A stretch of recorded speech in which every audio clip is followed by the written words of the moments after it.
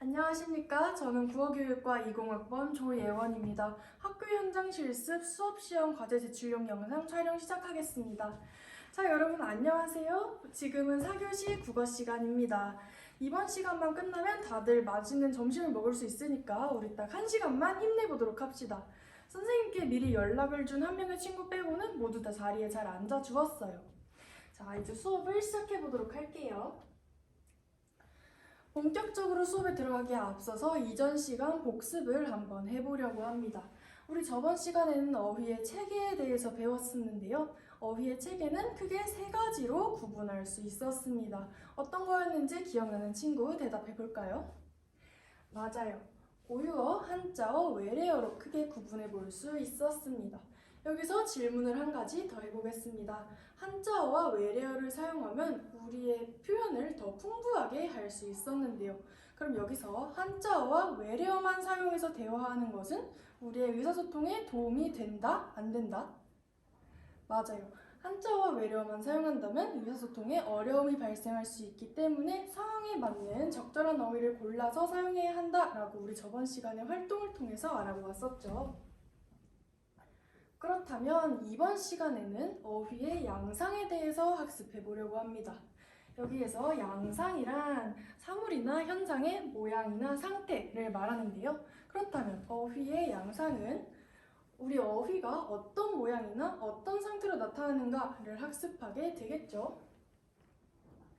본격적으로 양상을 배우기 전에 여기서 선생님이 퀴즈 하나를 준비했어요. 지금부터 선생님이 영상을 하나 보여줄 텐데요. 이 영상에는 우리나라 말 중에서도 제주도 사람들이 주로 사용하는 말이 담겨 있습니다. 이 영상을 보고 여기서 나오는 말이 어떤 의미를 가지고 있는지 모두 문제를 맞춰보시기 바라겠습니다. 저희도 어려운 제주도. 제주도 방어 정말 어렵죠. 난이도 최상입니다. 자, 제주도. Chị vào trong lấy chữ. Chị vào trong lấy chữ. Chị vào trong lấy chữ. Chị vào trong lấy chữ. 네, 정답을 아는 학생은 손을 들고 이야기해 주세요. 네, 정말 쉽지 않은 퀴즈였죠? 이 퀴즈의 정답은 상대방이 황당한 말을 했을 때 사용하는 표현으로 우리가 상대방이 황당한 말을 하면 무슨 말씀이세요? 도대체 무슨 말씀을 하시는 거예요? 라고 되묻잖아요. 그럴 때 사용하는 무슨 말씀이십니까? 라는 표현과 같은 의미를 가지고 있었습니다. 선생님이 아까 설명할 때 이 말은 제주도의 말이라고 했었잖아요. 이렇게 같은 우리나라의 말인데 우리가 의미를 파악하기 어려웠던 이유는 무엇일까요? 그리고 이 제주도 말을 사용하는 사람과 표준어를 사용하는 사람 간에 원활하게 대화를 하려면 우리는 어떻게 해야 할까요? 오늘 배울 내용은 선생님이 방금 던진 질문과 연관이 있습니다. 이쯤에서 다 같이 오늘의 학습 목표를 읽어보도록 합시다. 시작! 모두 잘 읽어주었어요. 이 앞에 나와 있는 그림은 선생님이 오늘의 활동을 어떤 순서로 진행할지 간단하게 나타낸 그림인데요. 먼저 학습 목표에 방언이란 말이 계속해서 나왔었죠. 방언이란 무슨 의미를 가지고 있는지, 그리고 지역 방언과 사회 방언은 무엇이고 그것의 특징은 뭐고, 이거를 어떻게 해야 잘 활용할 수 있는지, 그리고 마지막으로 방언을 활용해서 만화를 4컷 만화를 만들어 보려고 하는데요. 이 만화를 제작하는데 준비물을 가져오라고 저번 시간에 선생님이 이야기를 했었죠. 다들 준비물 잘 챙겨왔나요? 잘했습니다. 그렇다면 오늘 정말 많이 기대했던 오늘 활동 시작해 봅시다. 먼저 방언이란 무엇일까요? 여러분은 방언이란 말을 들으면 어떤 의미일 것 같나요? 다양한 의견들을 얘기해 주었는데요. 방언이란 우리가 방향할 때 쓰는 방자, 그리고 말씀 언자를 사용해요. 그래서 방언이란 한 언어가 지역적 원인 또는 사회적 원인에 따라 달라진 말을 얘기하는데요. 이때 지역적 원인에 따라서 말이 달라졌어요.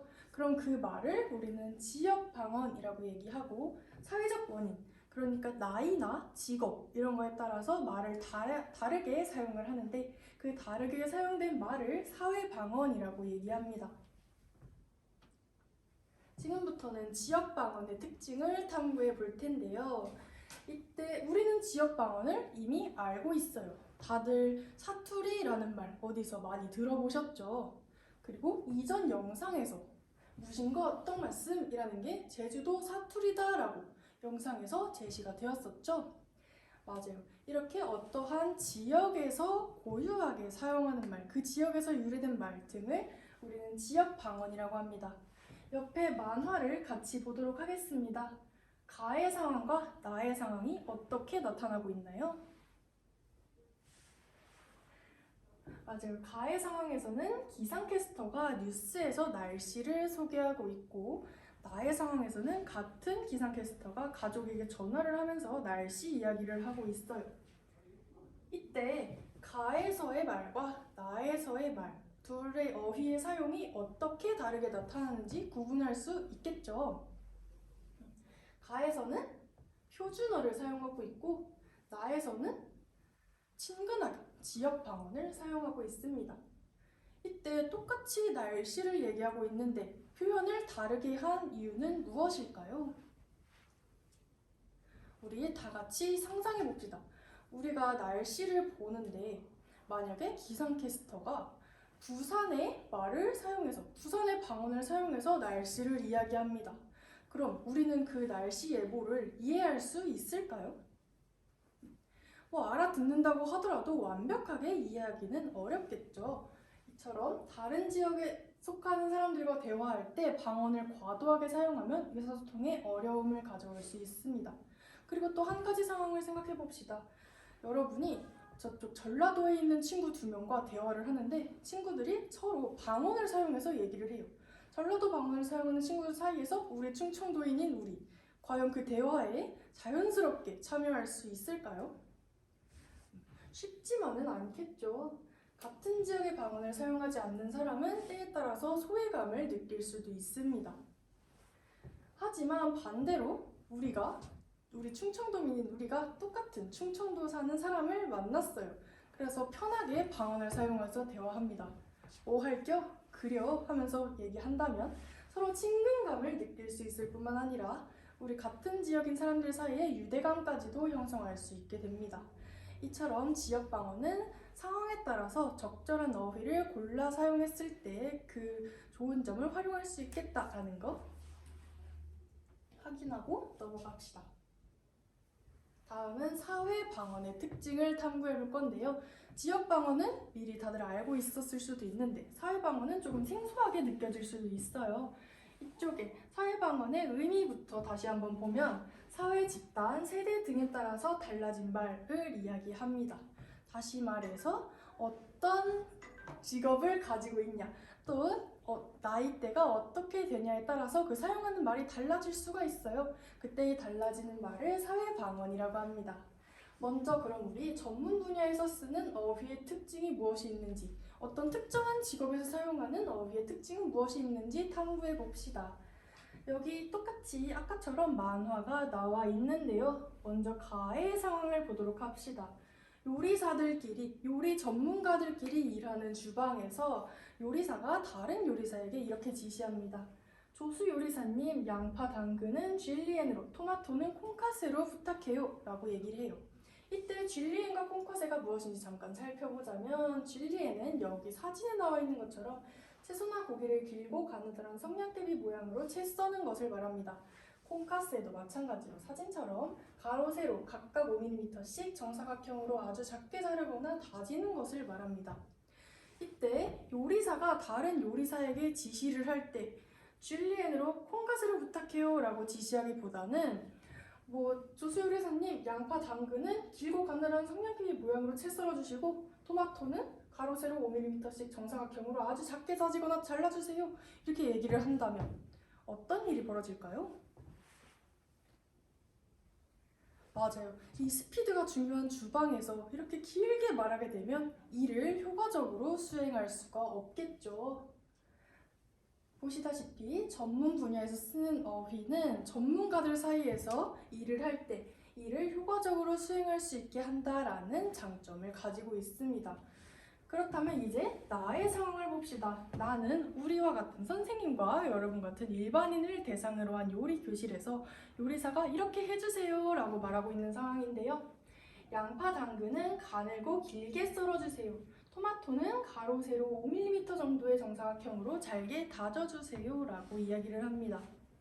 만약에 요리사가 이렇게 얘기하지 않고 우리에게 양파, 당근은 줄리엔으로 썰어주세요. 토마토는 콩카스로 썰어주세요 라고 이야기를 한다면 우리는 이를 이해하고 자를 수 있을까요? 어렵겠죠. 어떻게 자르는 거냐고 다시 한번 여쭤봐야 할 일이 생기겠죠? 따라서 전문가들끼리 사용하는 이 어휘들을 요리교실 수강생들, 전문가가 아닌 사람들에게 사용하게 된다면 요리사가 지시한 내용을 이해할 수 없게 됩니다. 이어서 세대에 따른 어휘의 특징도 보도록 하겠습니다. 이 세대에 따른 어휘의 특징을 볼 때는 우리 청소년인 여러분의 도움이 필요해요. 다들 지금 핸드폰 가지고 있죠? 이렇게 선생님이 자료에 제시한 QR코드에 입장해 주세요. 입장하시면 플러스 모양이 있을 텐데요. 그걸 누르시면 메모장이 하나 뜰 거예요. 그 메모장에다가 여러분이 자주 사용하는 어휘, 인터넷 용어, 줄임말, 은어 다 괜찮아요. 자주 사용하는 어휘를 입력한 후에 발행 버튼 누르면 아마 등록이 될 거예요. 이렇게 여러분이 자주 사용하는 어휘를 지금부터 3분의 시간을 드리도록 하겠습니다. 너무 깊게 생각하지 마시고 평소에 사용하는 어휘를 툭툭 올려주시면 되겠습니다. 시간이 다 지났는데요. 여러분이 적어준 어휘를 다 같이 보도록 하겠습니다. 억가라든가 중꺾마, 어쩔TV, 만관부, 누구누구 폼 미쳤다 같은 용어들. 여러분은 이 용어를 사용해서 친구들이랑 쉽게 대화할 수 있고 또 친구들이 이렇게 얘기해도 다 이해할 수 있죠. 그러면 이제 장년층, 노년층이 사용하는 어휘도 한번 비교해 보겠습니다. 여기 만화가 하나 나와 있는데요. 이쪽 왼쪽에 할아버지 역할을 저쪽에 뒤에 앉아있는 다영이가, 그리고 옆에 어머니 역할을 그 옆에 앉아있는 상진이가 한번 읽어봐 주세요. 네, 잘 읽어주었어요. 만약에 어른들이 여러분에게 별거 없었는가? 백부, 급장, 망년 이런 단어를 사용해서 대화를 한다면 여러분은 단번에 이 어휘의 뜻을 이해할 수 있을까요? 쉽지 않겠죠. 반대로 생각해 봅시다. 여러분이 할아버지한테 가서 할아버지 저 매출 부탁해요. 할아버지 만반잘부 이런 식으로 이야기를 한다면 할아버지가 여러분의 어휘를 이해할 수 있을까요? 서로 의사소통하기가 쉽지 않을 거예요. 따라서 사회 방언을 사용할 때도 지역 방언을 사용할 때와 마찬가지로 어떤 같은 세대 아니면 같은 직업, 같은 전문가들끼리 이 사회 방언을 사용한다면 조금 더 일을 효율적으로 할 수 있고 친근감이 느껴지는 대화를 할 수 있지만 다른 나이대, 다른 직업, 그리고 전문가와 전문가가 아닌 사람 사이에서 사회 방언을 과도하게 사용한다면 마찬가지로 의사소통에 어려움을 느낄 수가 있게 됩니다. 다들 이해되셨죠? 그렇다면 지금부터 방언을 활용해서 네컷 만화 만들기를 수행해 보려고 합니다. 지금부터 선생님이 학습지를 나누어 줄 건데요. 학습지 받으면 학년 반 이름 적고 한번 훑어봐 주세요. 다들 학습지 잘 받았죠? 그럼 이제부터 만화를 그려주면 되는데 그 만화 안 대사에 지역방언 또는 사회방언 아니면 둘 다 써도 괜찮아요. 방언을 포함한 대사가 들어간 4컷 만화를 구성해주면 됩니다. 지금부터 15분의 시간을 줄게요. 시작하세요.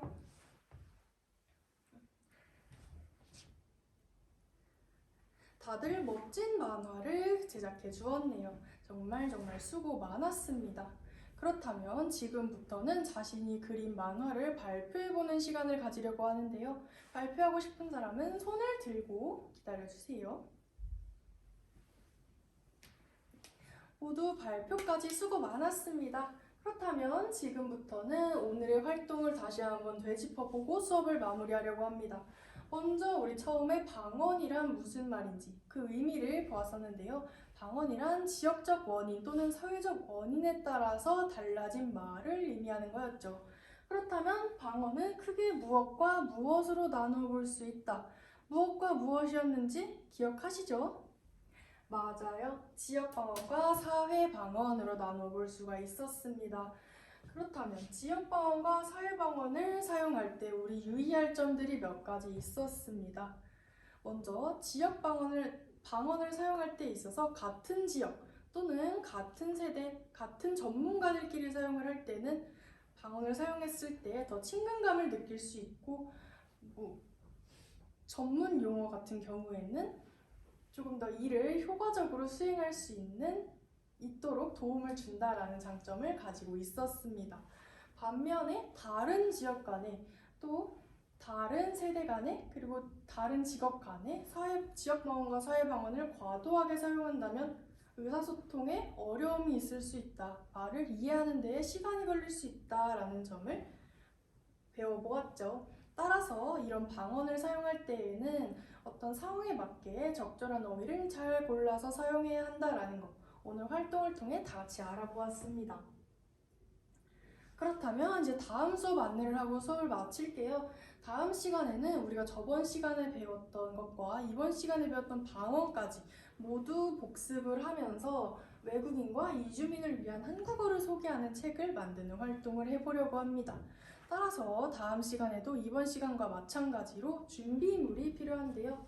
오늘 가지고 왔던 꾸미기 재료를 사용해도 괜찮고 색연필, 크레파스, 색종이 등등 자기가 이 책을 만들 때 꾸미고 싶은 재료가 있다 하면 자유롭게 가져와 주면 되겠습니다. 그럼 오늘 수업은 여기까지 할게요. 수고 많았습니다.